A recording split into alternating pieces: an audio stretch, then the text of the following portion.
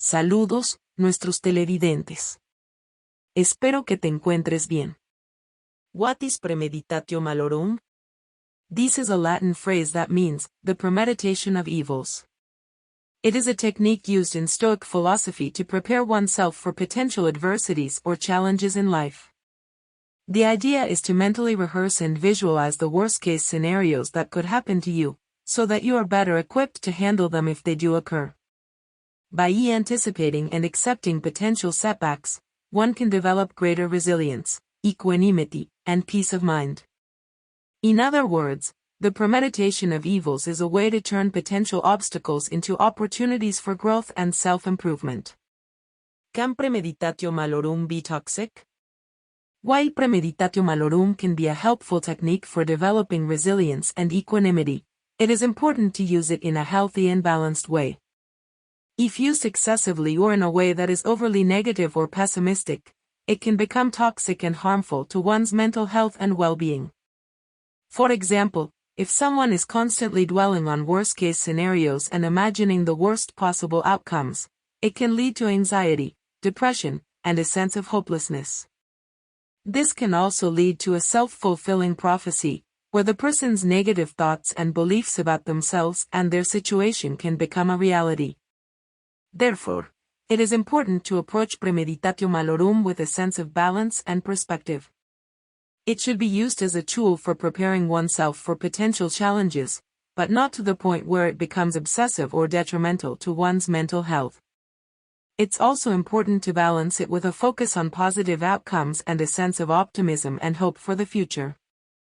Examples where people can use Premeditatio Malorum in a negative way. Here are some examples of how people might use Premeditatio Malorum in a negative or harmful way. Obsessively focusing on worst-case scenarios.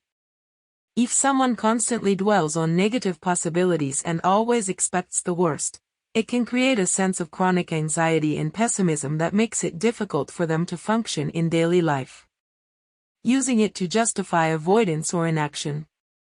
If someone becomes so focused on potential obstacles and challenges that they become afraid to take action, it can lead to a sense of paralysis or avoidance that prevents them from making progress in their lives.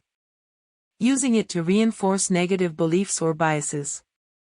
If someone already has negative beliefs or biases about themselves or others, using Premeditatio Malorum can reinforce those beliefs and make it difficult to see the situation in a more balanced or objective way. Using it to harm others. If someone uses Premeditatio Malorum to intentionally harm or manipulate others by constantly imagining worst-case scenarios or exaggerating potential risks, it can be a form of emotional abuse or manipulation. Becoming addicted to negativity.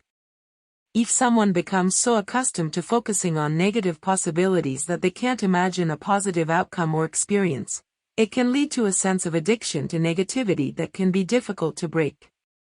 How to identify someone using Premeditatio Malorum to manipulate others. Identifying someone who is using Premeditatio Malorum to manipulate others can be challenging, as it may not always be immediately obvious.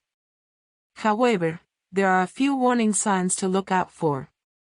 1. Constantly focusing on worst-case scenarios. If someone always seems to be talking about the potential risks and negative outcomes of a situation, and seems to be fixated on these possibilities, it may be a sign that they are using Premeditatio Malorum as a tool to manipulate others. 2.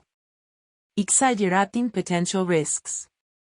If someone consistently exaggerates the risks of a situation or event, and uses this to convince others to do what they want, it may be a sign that they are using Premeditatio Malorum to manipulate. 3.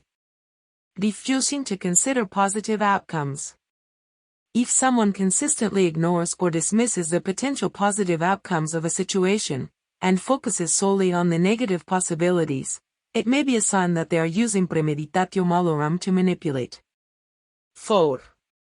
Playing on others' fears.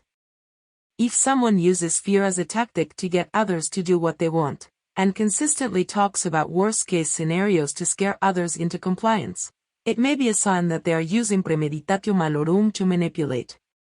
5. Dismissing others' opinions or ideas. If someone consistently dismisses or belittles others, ideas or opinions and insists that their own negative outlook is the only valid perspective, it may be a sign that they are using Premeditatio Malorum to manipulate. If you notice these warning signs, it may be a good idea to approach the person and express your concerns. If the behavior continues or becomes more extreme, it may be necessary to seek professional help or remove yourself from the situation. El fin.